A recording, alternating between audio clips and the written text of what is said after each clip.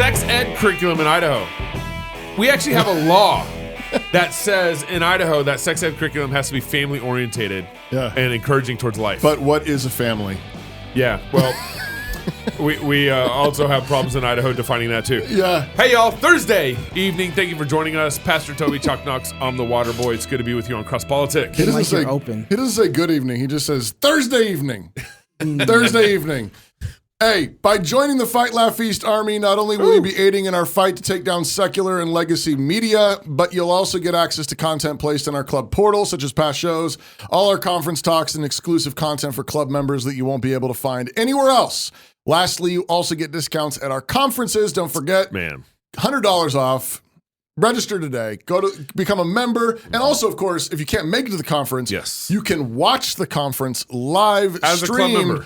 If you're a club member. So go to fightlaughfeast.com. Don't miss a minute. I'm drinking today. It's one of those kind of shows. What you drinking? Well, stuff that helps this. Helps you digest this?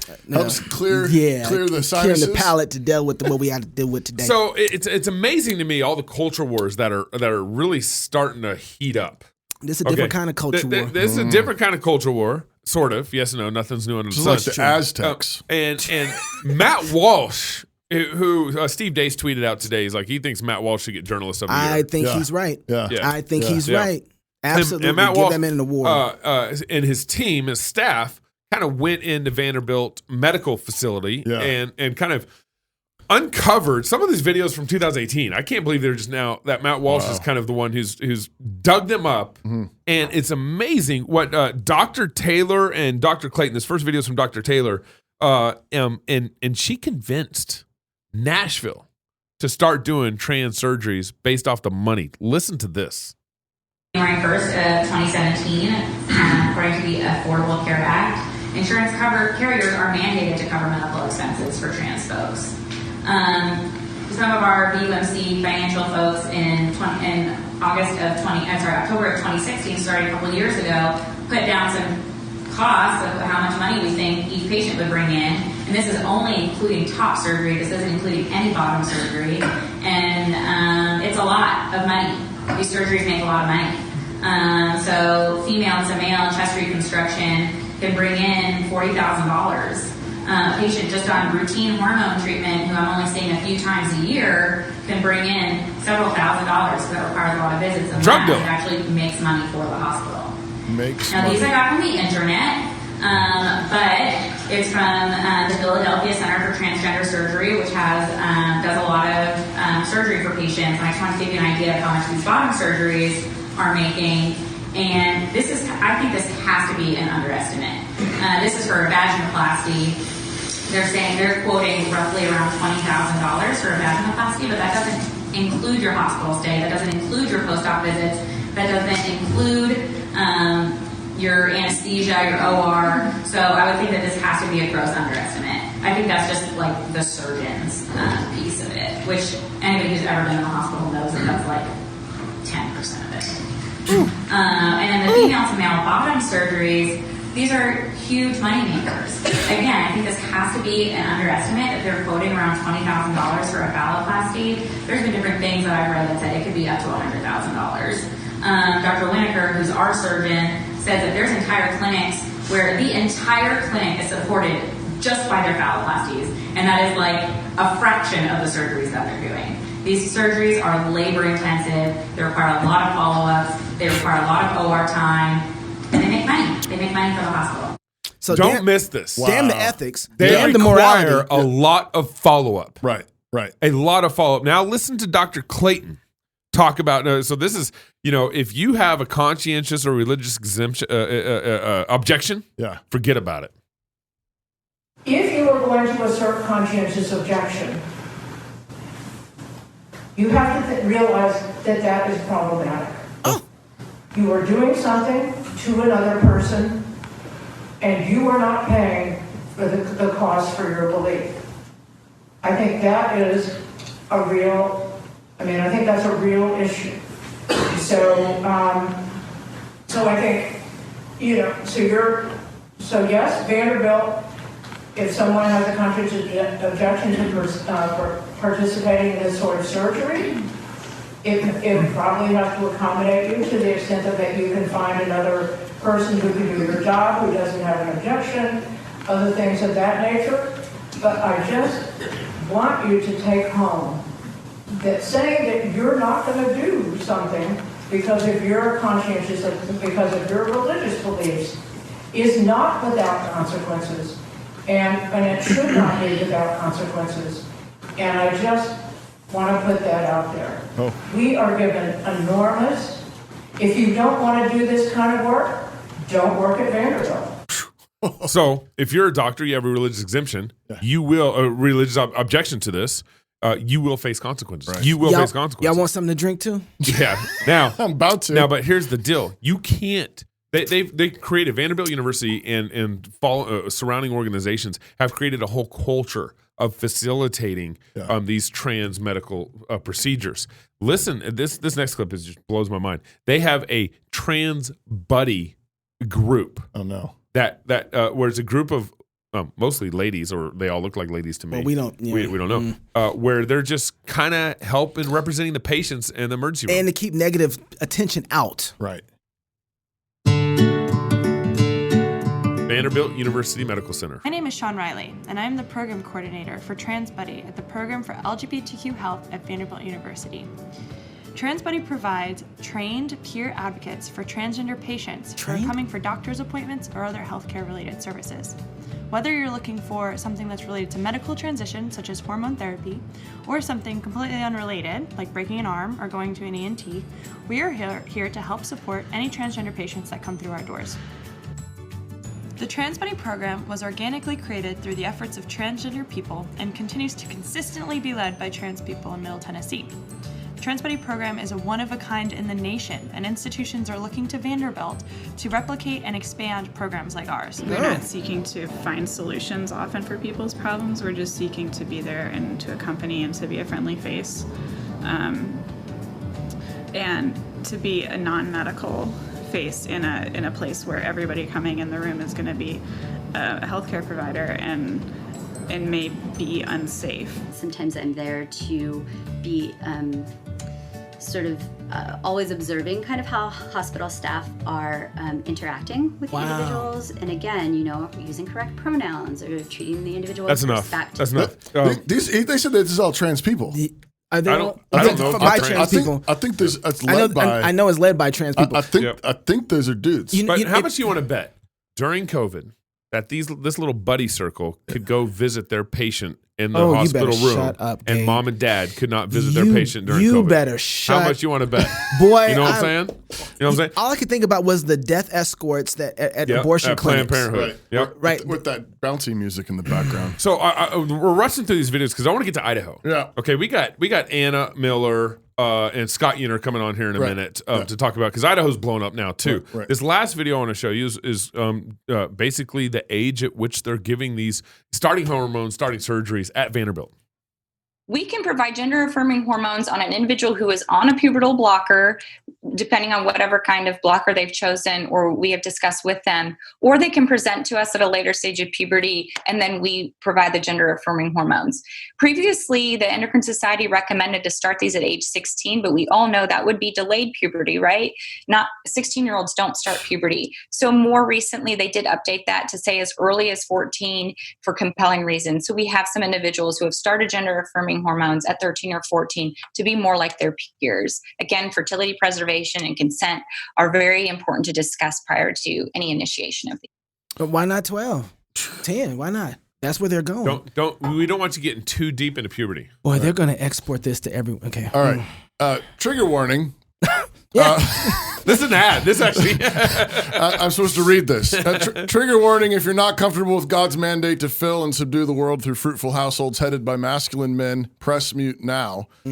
If you're hearing this, you know it's hard to find anyone who shares your convictions on marriage and culture, so it's hard to find anyone to marry. Dominion dating? You always do that. Dominion dating? Oh, you missed it. Okay. Is solving that problem. They're the only dating site that vets users for their commitment to biblical gendered piety. Free beta open September. Join the marriage reformation at dominion.dating. It actually is. It's dominion.dating. So the same people who are driving these things in Tennessee are also trying to do that here in Idaho through introducing pornography in sex education programs. With us now are Scott Yenner and Anna Miller to get to the bottom of this. Scott Yenner is a Washington Fellow at the Claremont Institute Center for the American Way of Life. He's a fighter, too. Anna Miller is Education Policy Director at the Idaho Freedom Foundation Center for American Education. Scott, thank you for joining us. Anna, thank you for joining us. Thanks for having me. Thanks for having me. Anna, you originally wrote an article for the Idaho Freedom Foundation back in September 13th, exposing the connection between Idaho's public schools and the partnership they have with Idaho's Department of Health and Welfare and Idaho Department of Health and Welfare's acquisition of sex education products, which apparently included training in pornography. Where did this begin? How did this begin, and where are we today? Yeah, so this all starts with federal grants. Idaho has been accepting several different federal grants known as PrEP and SRAE for short over many years. And these grants fuel our sex education program. And they don't go to our state Department of Education. They don't go through school boards. They go through our Department of Health and Welfare. And then that program is implemented through local public health districts. And these are regional agencies that parents largely have absolutely no idea affect children are learning in schools. So the particular program that Idaho purchases is called Reducing the Risk. And it's purchased from a very radical group known as Education, Training, and Research. And they've been promoting what they would call queering the schools for around a decade. And they also promote things like normalizing the consumption of pornography.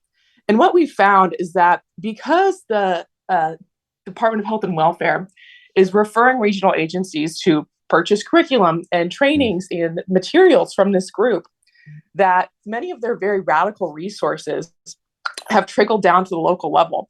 And so we're now seeing public health districts like the North Central Health District offering things like cartoon porn and referring kids places to get an abortion and masturbation surveys and bizarre things like this in the curriculum. So that's what's going on. What specific schools has this porn literacy made it to?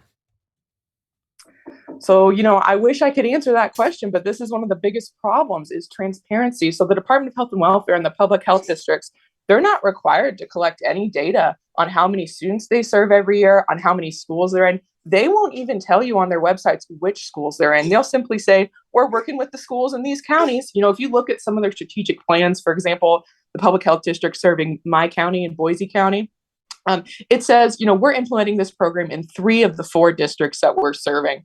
But it won't tell you how many schools, won't tell me how many students. So this is a really big problem. And, another problem on the transparency part is that parents are largely told, if they're told at all, that their child is going to be put in this program, they're told that it's an abstinence program. And nothing could be further from the truth. This program does not teach abstinence. It's certainly sold under that veil, but it actually encourages sexual acts. It teaches kids about the 5 different types of sex. It's LGBTQ inclusive, so it's encouraged them to adopt all different types of sexualities. It has instruction on gender identity, on sexual orientation. And again, the resources that places like North Central Health District claim to promote under this program are showing kids things like cartoon pornography. So abstinence is an incredible misnomer and pretty laughable as a description for this program. But what parent would object to abstinence if that's what your school district told you that they were offering a child? So it's important to note here that this is a public education partnering with Idaho Department of Health and Welfare. Right. And Idaho Department of Health and Welfare is contracting with these kind of sex ed curriculum to bring it into public school. RTR, yeah. How remember the Idaho Department of Health and Welfare was driving all these COVID shutdowns here in Idaho. Right. Same people. People. Anna, I noticed, I saw, I think maybe the original article briefly, but then of course the Associated Press also ran a story just a couple days after your original article. The headline is, "Oh no, we love the baby. No, we love babies. We love the kids. He says hi. Yeah, good. Hey. The headline reads, Idaho isn't offering children porn literacy materials. This is Associated Press, September 16th. The claim is the Idaho government is offering materials on porn literacy to students as young as 8 years old. AP's assessment, false. And then they walk through there and say this isn't true. You got fact checked, Anna. You must be doing something right. Yeah. Oh man. So the AP fact checkers say it must be so it must be true. Right. So no, let's go through a couple. Yeah, go for it. Yeah. Go ahead. Oh yeah, there's a couple, misrepresentations and falsehoods and just total evasions in that article. And the first and most obvious one is that reducing the risk is unequivocally endorsed and promoted by Planned Parenthood. Mm-hmm. And Planned Parenthood itself has offered this curriculum in Idaho schools. They offered it between 2015 and 2019 in Caldwell, Idaho. And they could still be offering it in schools, and parents would have absolutely no idea. And they actually do this in schools all over the country. And they promote the curriculum on their own website. They love it. And they have helped write other ETR curriculums that are very radical. And again, they like this curriculum because it encourages sexual acts. And their entire business model is built around abortion. So the more young women who are not stable, not part of a family, who are getting pregnant and coming to them, that helps their business model. So it's really a pernicious thing that the media is coming up there. But another thing that they are completely ignoring is the way that this gets into schools, which is through public health districts. And because Idaho has had such a long partnership with ETR, all of their radical resources are starting to show up at the local level. And the AP article completely ignores this. They completely ignore that there are publicly available resources under North Central Health District's Adolescent Pregnancy Prevention Program, showing kids how to erase their browsing history, showing them where to get an abortion, masturbation surveys, articles with titles like Transgender Men Can Get Pregnant Too, articles about anal sex, articles about how to come out to skeptical parents as a trans student or a LGBT student, all sorts of things that if these resources were on a school district website, parents would notice and they would be outraged. Mm-hmm. But because they're on a public health district website, parents just haven't noticed and it's flown under the radar. Just want to point out that, again, everything that we're talking about here absolutely is training for what's going on at Vanderbilt. Yeah, I mean, right. the whole queer fluidity, the LGBT. I mean, that's all part of the exact same push. Perversion has a trajectory, absolutely, right? And so it doesn't stop in one particular place. Yeah,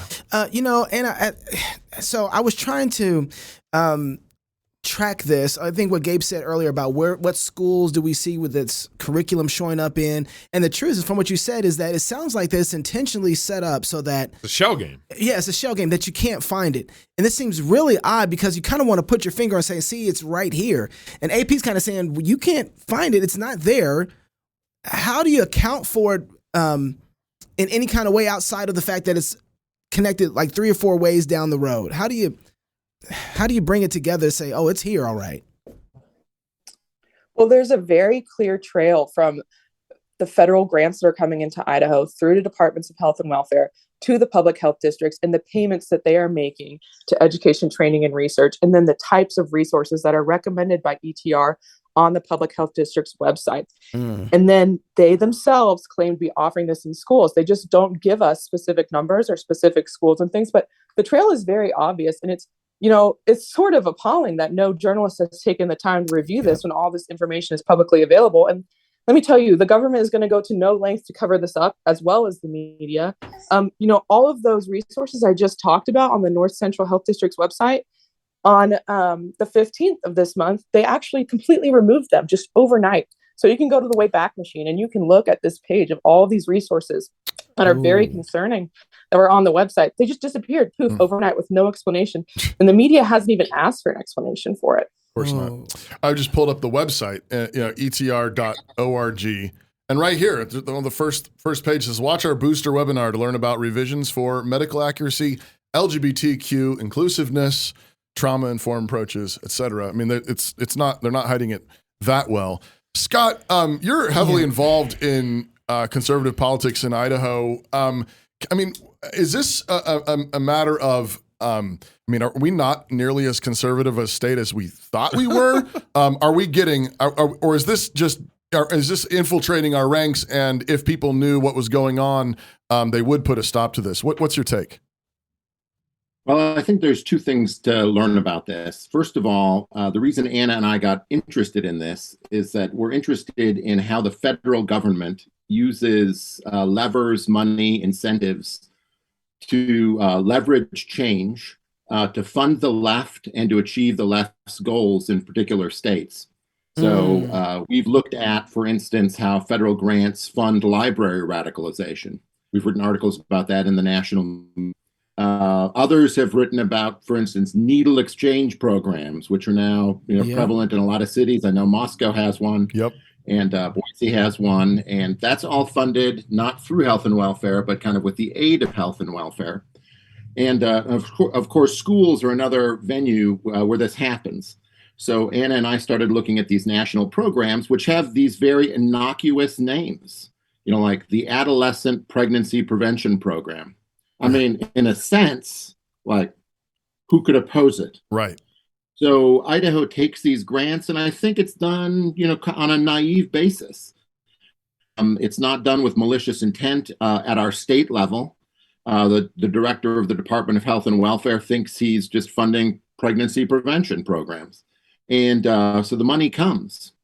And then it's probably true, though once again, it's not something that's easily traced, is that people within his bureaucracy here in Idaho, know what they can do with that money. The standards for national sexuality, curriculum are set by these interest groups.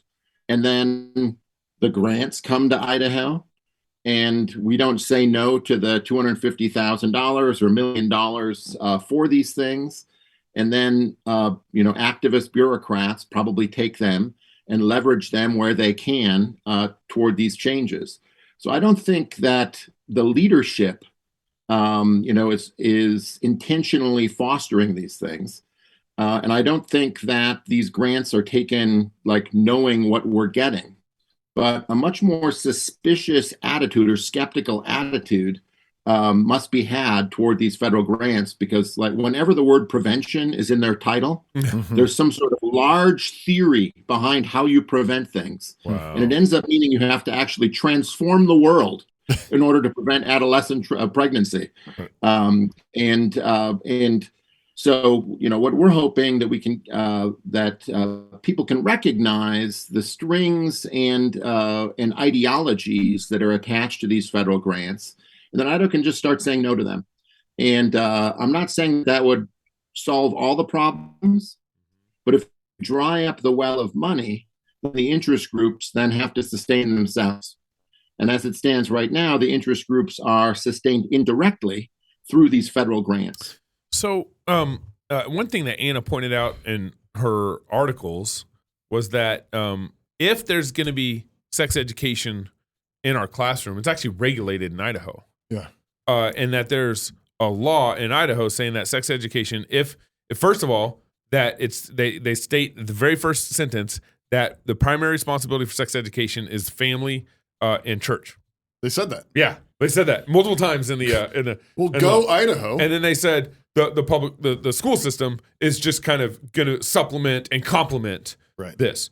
And then it kind of defines that if there's going to be sex education curriculum in the public schools, it's got to be the local school board has to say, yeah, we're going to do it or not. So it's a local decision, not a statewide decision, not a federal decision. And then they say it has to be family oriented, about life, and helping kids prepare to establish their own families. Yeah. So it's like a family-oriented sex education. It can't be, based on reading this law, it can't be LGBT education. It can't be trans sex education. It can't be, orgies, masturbation, and all this stuff. It just porn literacy and all that stuff. Why is this even allowed in Idaho, given our our parent law here that's in conflict? Yeah, well, I'll let Anna speak to this in a second, but just generally, I think this is another way in which the leadership is behind the times on these matters. That we do not believe that the Department of Education in Idaho is pushing this stuff. This stuff is being pushed through the Department of Health and Welfare. Man. And it's not going from the Department of Education to school districts. It's going from health and welfare to health districts. Yeah. Health districts are charged with health. There we go. And they contract with people to do the promotion of health within schools. So it's entirely possible, and I think we agree that it's most likely that school boards don't even know what's going on right. in these particular circumstances, or at least in many circumstances. I might make exceptions for maybe the city of Boise, but school districts may not even, and school boards may not even know what's going on because the stuff is like under the jurisdiction of health and welfare. Got it. So I don't think, we want to hold the State Board of Education, like directly responsible, because people are just naive to the way in which federal grants end up operating in the school districts. I don't know if you want to add anything to that, Anna. Yeah, that's absolutely correct. And the only thing I'll add is that it's entirely possible that, the directors of our Department of Health and Welfare, the people at the highest levels, aren't aware of the intent behind these programs. Because, even when ETR sells the Reducing the Risk curriculum, they themselves call it pregnancy prevention and abstinence. Mm-hmm. The government grant, it talks about pregnancy prevention and preventing STDs and things. And if you actually go to the Department of Health and Welfare website, it explains the program according to those lines. So it's totally possible that even the people at the highest levels that at first maybe thought it was a good idea to accept this federal grant aren't aware of how the system is being corrupted. And this really should just bring attention to how often interest groups come in to the situation where states are accepting federal grants and start corrupting the system. They claim to offer one thing and they deliver something completely different. They claim to offer abstinence and they deliver LGBTQ curriculum. They deliver pharmacy. Okay, so simply because, like I said before, the Department of Health and Welfare has been working with this group for so long, and maybe they realized how radical they were, or maybe they didn't.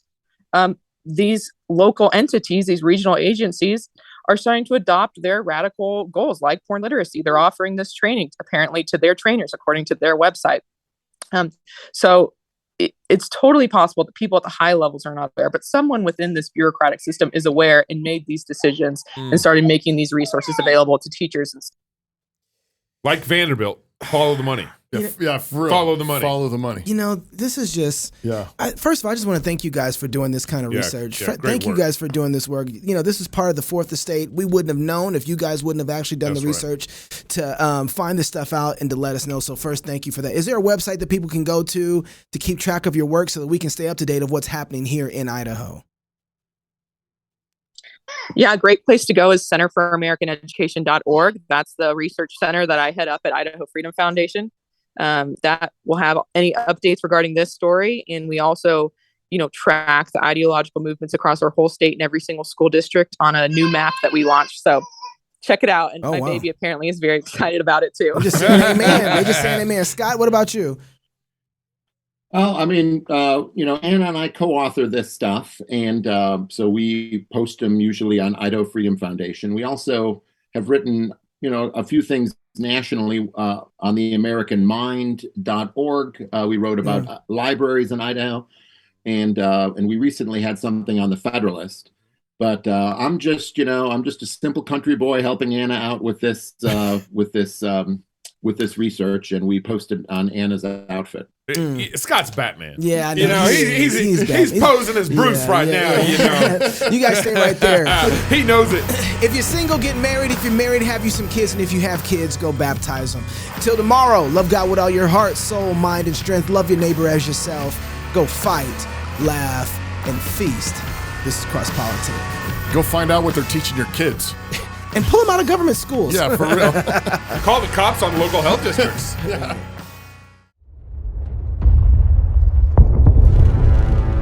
It is the duty of the free man to resist tyranny at every turn.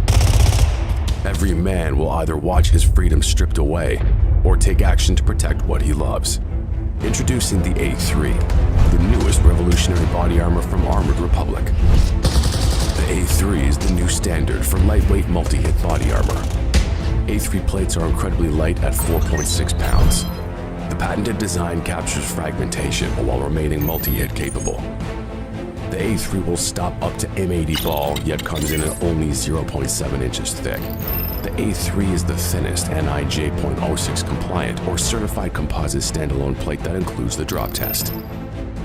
The A3 is the first of its kind, patent pending, that combines an alloy strike face with polyethylene backing, revolutionizing body armor technology by providing strength and durability while remaining sleek and maneuverable.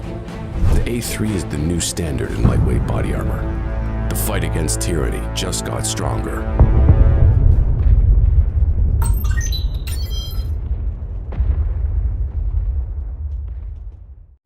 Meet Big Ed. He has a tax-funded taste for children. Big Ed knows that the best grooming starts early. He has a plan for your preschoolers, a plan to gender confuse your grade schoolers. But if you think his grooming stops there, you have not been paying attention. Big Ed wants to liberate your daughters from old-fashioned ideas like, well, you already know. Big Ed has dorm rooms ready for you in prison buildings of learning, and professors standing by dedicated to grooming young adults in doubt and unbelief. After all, he is the gatekeeper of this brave new world, and if you want a job, you'll need to pay him with years of your life for a permission slip. Yeah, whatever. You think David paid Goliath for a certificate in giant management before those two squared off? Did Luther major in theses?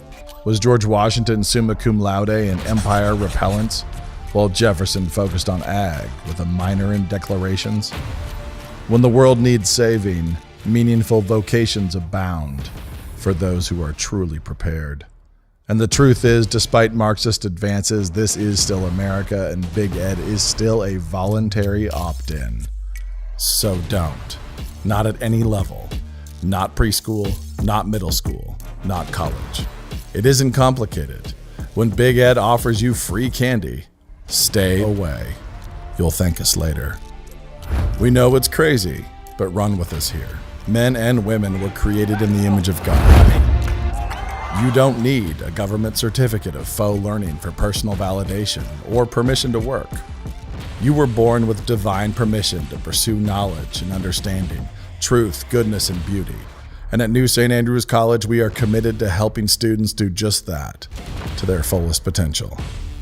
In an age dominated by chaos, when learning is on a choke leash controlled by Big Ed and his many strange friends, ours is an education for outlaws, an education for men and women committed to building a beautiful and free society in the ruins of the Western world.